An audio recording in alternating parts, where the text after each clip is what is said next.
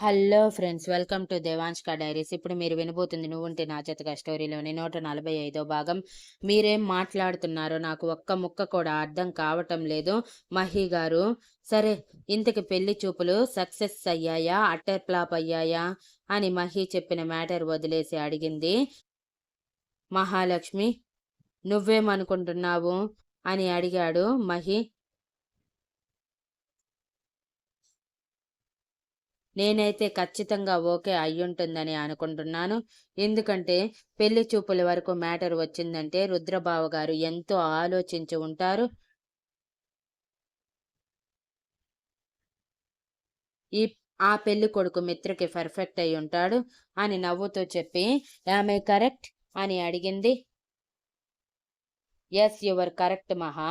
అలాగే అన్నయ్య నీ పెళ్లి గురించి ఏదైనా సంబంధం తీసుకువస్తే కళ్ళు మూసుకుని ఒప్పుకుంటావా అని అనుమానంగా అడిగాడు.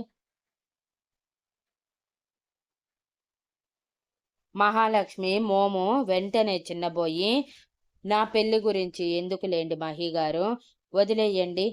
ఇంతకీ అందరి పెళ్ళిళ్ళు అయిపోతున్నాయి కానీ మీ గురించి మాత్రం ముందుకి కదలటం లేదు.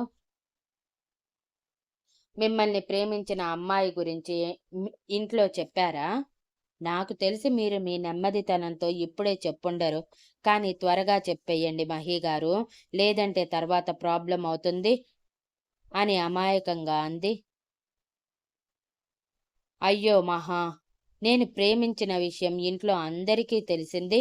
వాళ్ళు నా ప్రేమకి గ్రీన్ సిగ్నల్ కూడా ఇచ్చేశారు. కానీ నేను ప్రేమించిన అమ్మాయి ఇంకా నాకు ఎస్ ఆర్ నో చెప్పలేదు.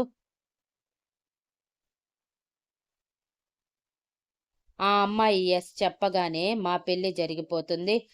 నో చెప్పినా సరే నేను వదలను, అది వేరే విషయం అనుకో అని కొంటగా మహాలక్ష్మి వైపు చూస్తూ అన్నాడు.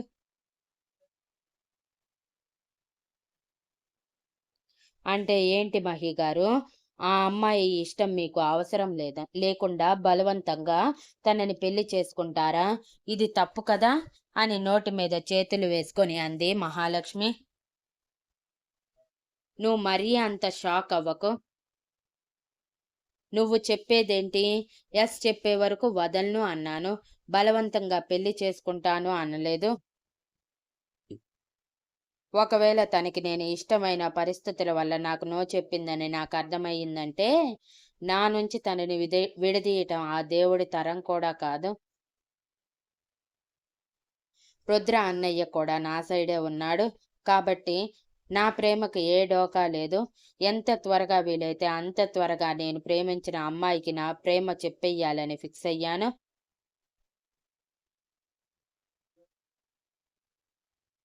ఆ అమ్మాయికి కూడా నా మీద ప్రేమ కలగాలంటే కొంచెం క్లోజ్గా మూవ్ అవ్వాలి. నేను తనని ప్రేమిస్తున్నాను అన్న విషయం తనకి అర్థం కావాలి అని సూటిగా మహాలక్ష్మి కళ్ళల్లోకి చూస్తూ అన్నాడు. ఎలా మహి గారు? అంటే మార్నింగ్ ఈవినింగ్ తనని కలిసి ఆఫీస్కి వస్తారా, సినిమాలకి షికార్లకి వెళ్తారా? అది తప్పు కదా. పెళ్లి కాకముందు అలా బయట తిరగకూడదు కదా అని అమాయకంగా కళ్ళు టపటపా కొడుతూ అంది మహాలక్ష్మి. అమ్మ బాబోయ్, ఇది దీని అమాయకత్వంతోనే నా ప్రేమకి ఎసరు పెట్టేటట్టుందే. ఇన్ని హింసిస్తున్న దాని బుర్రకి నా ఇంటెన్షన్ ఎక్కదే. డైరెక్ట్గా దీన్ని ప్రేమిస్తున్నానని చెప్తేనేమో జోక్ చేస్తున్నానంటుంది. ఇక దీనికి ఎలా చెప్పాలరా బాబోయ్? ఇలా కుదరదు. డైరెక్ట్గా ఓపెన్ అయిపోవాలి. కానీ చెప్పటానికి ధైర్యం సరిపోవట్లేదే అని ఆలోచిస్తూ ఉండగానే మహాలక్ష్మి మరోసారి మహి గారు అని అరవగానే మహి ఆలోచనల నుంచి బయటికి వచ్చి మహాలక్ష్మి వైపు కంగారుగా చూస్తూ, అదంతా తర్వాత కానీ ఈరోజు చాలా లేట్ అయ్యింది కదా, ముందు వర్క్ చూద్దాం అని టాపిక్ డైవర్ట్ చేసి తన చైర్లో కూర్చొని మహాలక్ష్మికి ఎలా తన ప్రేమని చెప్పాలని ఆలోచిస్తూనే మంచి ఐడియా కోసం శక్తిని అడగాలని ఫిక్స్ అయ్యాడు.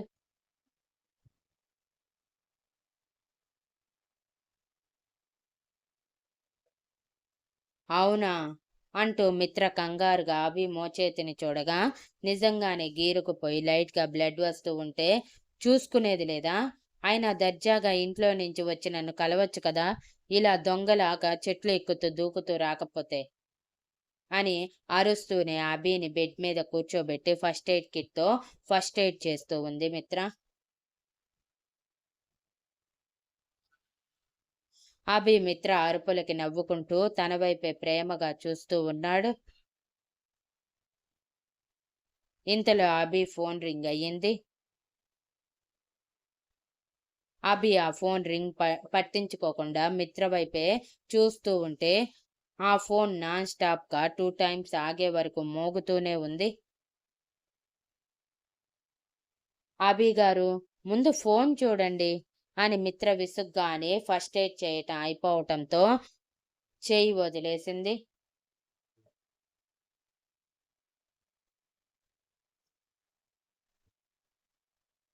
అభి మిత్రని తన ఒడిలోకి లాక్కొని, ఆ ఫోన్స్ ఎప్పుడూ వచ్చేవే కానీ చాలా భయపడ్డావు కదా నువ్వు అని లాలనగా అడిగాడు మిత్ర భుజం మీద గడ్డ ఆనించి. అభి హా, చాలా. ముఖ్యంగా అమ్మాయితే ఆ అబ్బాయికి నచ్చినా నచ్చకపోయినా ఎస్ చెప్పాల్సిందే అని గట్టిగా అంది తెలుసా. అక్కడ నా మాట వింటారో లేదో అని చాలా భయపడ్డాను. అయినా మీరు చేసిందేమీ నాకు నచ్చలేదు అభి గారు. ఇంకొకసారి సరదాగా అయినా సరే ఇలా చేయకండి, నేను తట్టుకోలేను అని మొహం ఎర్రగా చేసి కన్నీరు జారిస్తూ అంది మిత్ర. ఓకే ఓకే, ఇంకెప్పుడు ఇలాంటి ఫ్రాంక్స్ నీ దగ్గర చెయ్యను అని మిత్రని తన వైపు తిప్పుకొని కళ్ళు తుడిచి కళ్ళ మీద చాలా స్మూత్ గా ముద్దు పెట్టి మిత్ర వైపు చూడగానే మిత్ర అభి స్పర్శకి లొంగిపోయి పరవశంగా కళ్ళు మూసుకొని అభి మెడ చుట్టూ చేతులు వేసింది. మిత్ర రియాక్షన్ కి అభి నవ్వుతూనే సిగ్గుతో కెంపులైన మిత్ర బుగ్గల మీద ముద్దు పెట్టి చిట్టి గడ్డం మీద కూడా చిరుముద్దు ముత్యం లాంటి ఆర్టిఫిషియల్ ముక్కు పొడక మీద ముద్దు పెట్టి చివరిగా పెదవుల వైపు చూస్తూ వాటిని అందుకోవటానికి ముందుకు వెళ్ళాడు. అప్పటికే మిత్ర పెదవులు వణుకుతున్నాయి.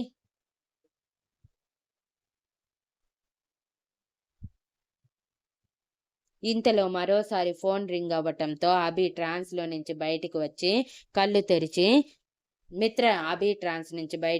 కళ్ళు తెరిచి అభి పెదవులు తనకి 2 ఇంచుల దూరంలో ఉండటంతో అభిని తోసేసి పైకి లేచి ముందు ఫోన్ చూడండి అభి గారు అని కంగారుగా అంది. అభి తన పిడికిలితో బెడ్ మీద గట్టిగా కొట్టి, ఛ, నా ముద్దు మిస్ అయ్యింది.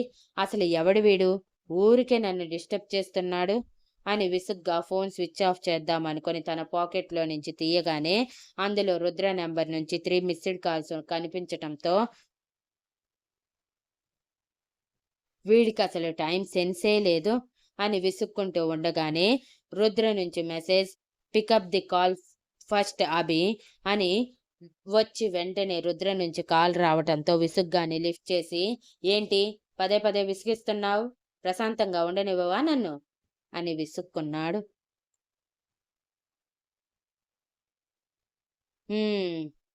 నీ ముద్దు మిస్ అయ్యిందని ఫీల్ అవుతున్నావా అని రుద్ర సీరియస్ వాయిస్లో అని, నువ్వు వెంటనే మిత్ర రూమ్ నుంచి తిరిగి వెళ్ళలేదనుకో, ఇప్పుడే మీ అమ్మ వాళ్ళకి నువ్వు ఇలా గోడలు దూకి మరి మిత్ర రూమ్లోకి దొంగలా దూరింది చెప్తాను, తర్వాత వాళ్ళ రియాక్షన్ నువ్వే ఊహించుకో అని యాటిట్యూడ్ మాటల్లోనే వినిపించేలా అన్నాడు. అభి షాక్ అయ్యి, నేను మిత్ర రూమ్లో ఉండటం ఏంటి, నేను ఆఫీస్కి వెళ్తున్నాను, కార్లో ఉన్నాను అని రుద్రకి ఎలా తెలిసింది అన్న టెన్షన్లో తన తడబాటు కనిపించకుండా అన్నాడు. మిత్ర కంగారుగా తలపైకెత్తి ఎవరు అభి గారు అంటూ ఫోన్ లాక్కొని స్పీకర్ ఆన్ చేయగానే, చేసిన నాటకాలు చాలు, పెళ్లి కాని ఆడపిల్ల రూంలోకి ఇలా దొంగలా దూరటం మంచి పద్ధతి కాదు, నోరు మూసుకొని పెళ్ళయ్యేంత వరకు కుదురుగా ఉండండి, లేదంటే మిత్రని ఆఫీస్కి కూడా పంపించను, అర్థమైందా ప్రెజెంట్ నువ్వు అర్జెంట్గా ఆ రూమ్ వెకేట్ చేసి నీ కార్లో నువ్వు నీ కార్లో నువ్వు చెప్పినట్టు ఆఫీస్కి వెళ్ళు అని సీరియస్గా అన్నాడు రుద్ర. మిత్ర రెండు కళ్ళు పెద్దవి చేసి నోటి మీద చేతులు అడ్డం పెట్టుకుని బావా అని వణుకుతున్న గొంతుతో పిలిచింది. డోంట్ పానిక్ మిత్ర, ఇందులో నీ తప్పేమీ లేదు నాకు తెలుసు. కానీ ముందు అభిని పంపించేయి. ఎక్కువసేపు మన ఇంట్లో ఉంటే మనకే బ్యాడ్ నేమ్ వస్తుంది, అర్థమైందా అని స్మూతీ వాయిస్లో అన్నాడు రుద్ర. నన్ను వెళ్ళమని చెప్పటానికి నువ్వెవరు అని అభి ఉక్రోషంగా అంటూ ఉంటే మిత్ర అభి నోటిని తను అరచేతితో కంగారుగా మూసేసి ఓకే ఓకే బావా ఇప్పుడే పంపించేస్తాను అని అంటూ అభి వైపు కళ్ళు చిట్లించి చూడగానే అభికి ఉక్రోషం పొంగుకొచ్చి మిత్ర అరచేతి మీద ముద్దు పెట్టి మరీ తోసేసి నేను వెళ్ళను, ఇక్కడే ఉంటాను, ఏం చేసుకుంటాడో చేసుకోమను అని పంతంగా అన్నాడు. మిత్ర కూడా రుద్రకి ఓటు వేయటంతో అయితే ఇప్పుడే సెక్యూరిటీని అలర్ట్ చేస్తాను, ఇంట్లో దొంగ దూరాడని చెప్తాను. ఇప్పటి వరకు ఎందుకులే పాపం మిత్ర కోసం కష్టపడుతున్నావని సైలెంట్గా ఉంటే నా దగ్గరే యాటిట్యూడ్ చూపిస్తున్నావా? Don't show me your attitude in front of me, okay అని బేస్ వాయిస్లో చెప్పి అండ్ వన్ మోర్ థింగ్, ఆ ఇంటి మనుషులకి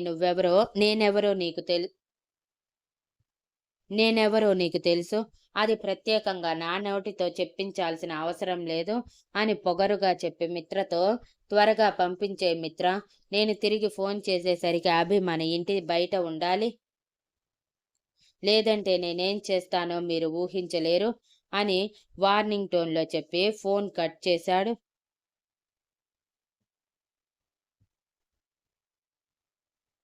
మిత్ర ఎక్కడ రుద్ర వైల్డ్ డెసిషన్ తీసుకుంటాడేమోనని కంగారు పడిపోయి తన ఫోన్ నుంచి రుద్రకి ఫోన్ చేసింది.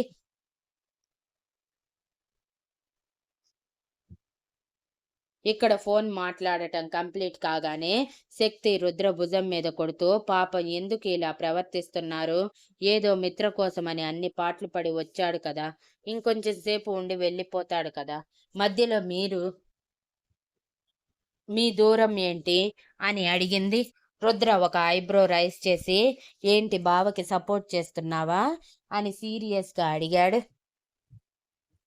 లేదు, ప్రేమకి సపోర్ట్ చేస్తున్నాను, ఇంకొంచెం సేపు ఆగితే వెళ్ళిపోతాడు కదా తనంతట తానే, మీరు ఇలా ఫోన్ చేసి మరి బెదిరించాల్సిన అవసరం ఏంటి అని అంటూ ఉండగానే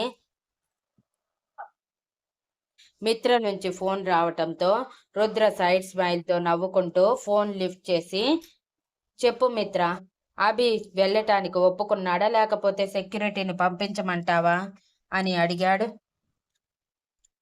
వద్దు బావా ప్లీజ్, అభి గారిని నేను పంపిస్తాను. ఇప్పుడు మీరు ఇలా చేస్తే అభి గారి గురించి ఇంట్లో అందరూ చులకనగా అనుకుంటారు, అది నాకు ఇష్టం లేదు.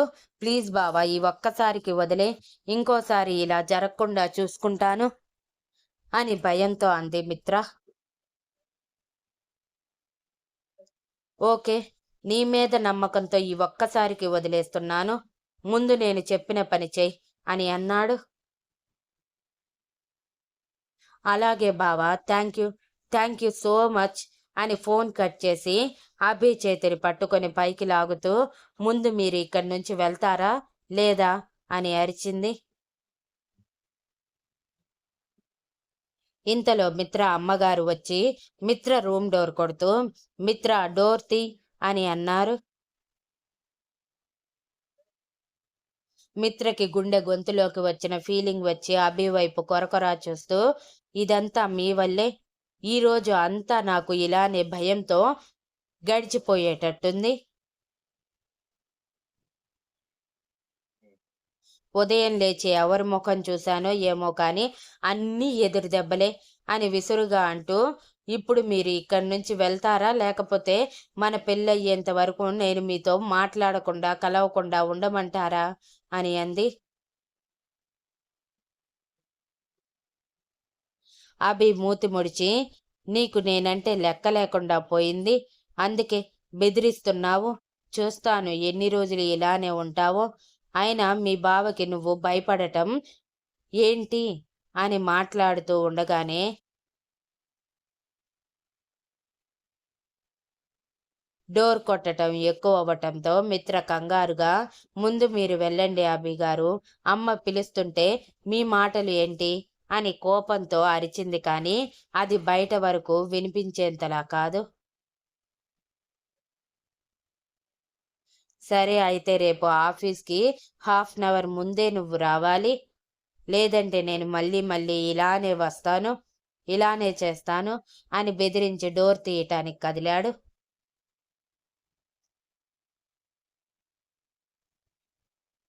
Thank you for listening, and please like, share, comment and subscribe.